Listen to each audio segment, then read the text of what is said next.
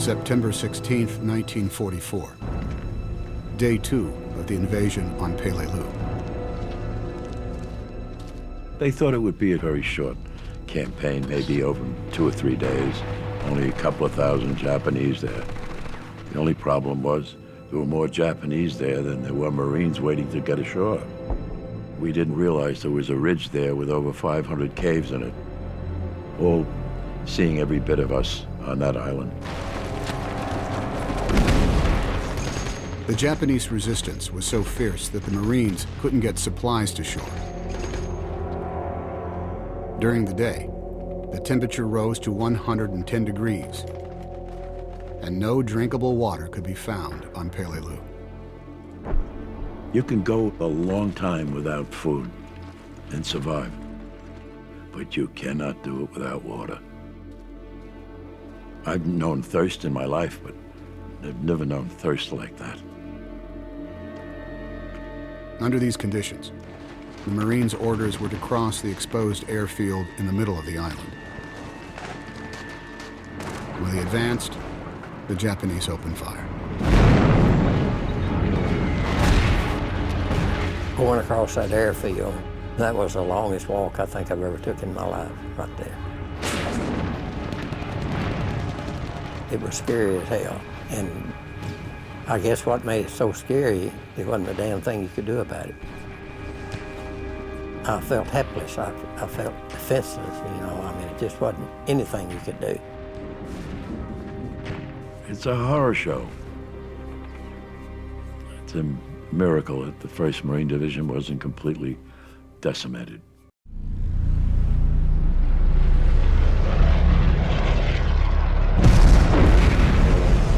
September 18th, 1944. After 3 days of fighting, the airfield on Peleliu was captured. The immediate reports back were that it would be over in a day or 2. But that was not the case at all. The worst was waiting for us. As casualties mounted, it became clear that U.S. intelligence had failed to anticipate the level of Japanese resistance.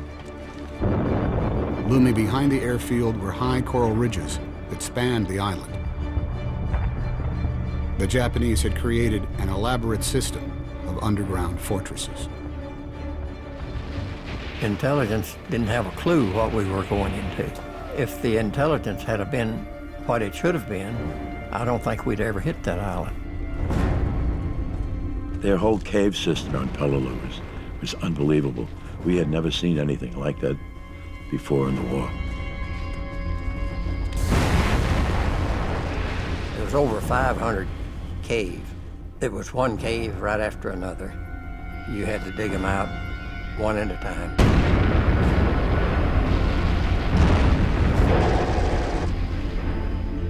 We were fighting a ruthless enemy, and he'll die before he'll be taken prisoner.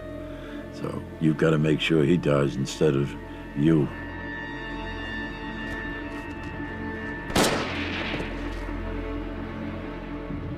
And it was a fight to the finish.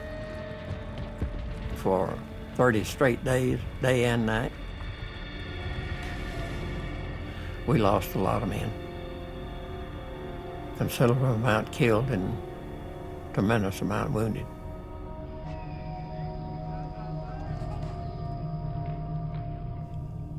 It's something you never forget. November 1944. Peleliu was an American victory, but it came at great cost. The 1st Marine Division lost more than a third of their men, suffering over 6,500 casualties. On Peleliu, we were what I would call a bunch of raggedy-ass Marines when that battle was over. Ultimately, General MacArthur would not use Peleliu in retaking the Philippines. Nor was the island ever used for any future operations.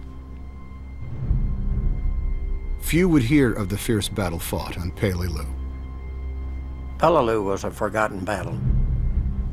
And I want it to be known that there was a battle there, and it was a SOB.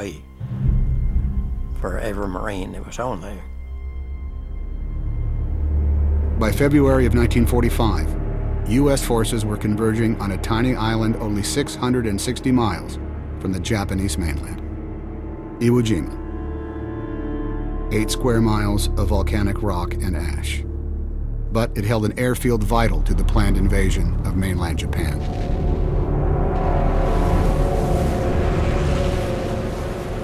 We knew, as Marines, if we landed on that island, that if we didn't get killed or whenever, we could win that war. But I was scared, yes, to be perfectly honest about it. Everybody was. I don't know anybody that could claim they weren't scared. 30,000 Marines landed on the beaches of Iwo Jima. It was the only battle in the war where American casualties outnumbered the Japanese.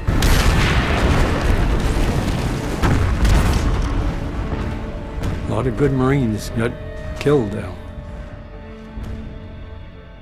I think I was blessed by getting wounded, because I probably wouldn't be here today if I'd have stayed on, because there aren't many of us that got out.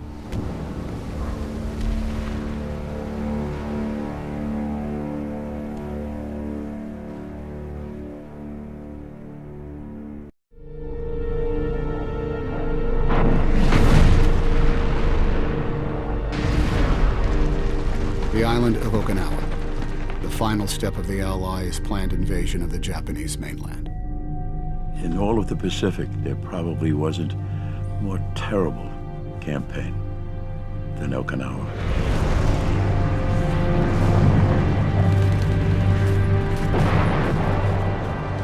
It was bloody hell.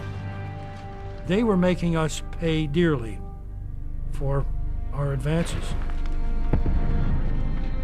Okinawa had the highest number of casualties in all the campaigns of the Pacific. In addition to the American and Japanese forces, hundreds of thousands of Okinawan civilians were wounded or killed, caught in the crossfire of battle. The devastation was compounded by the torrential rains that swept the island. The rains were so constant and the mud so deep, they couldn't get the Amtraks in there without getting stuck to get the bodies out. So the bodies would just constantly rot away. Well, you wonder just when in the hell is this thing going to be over? Here I am, been out here for over 2 years, and it's still going. And when in the world are we going to get out of this mess? When are we going to get back where we can have on dry clothes for the whole day and live like human beings again instead of like rats?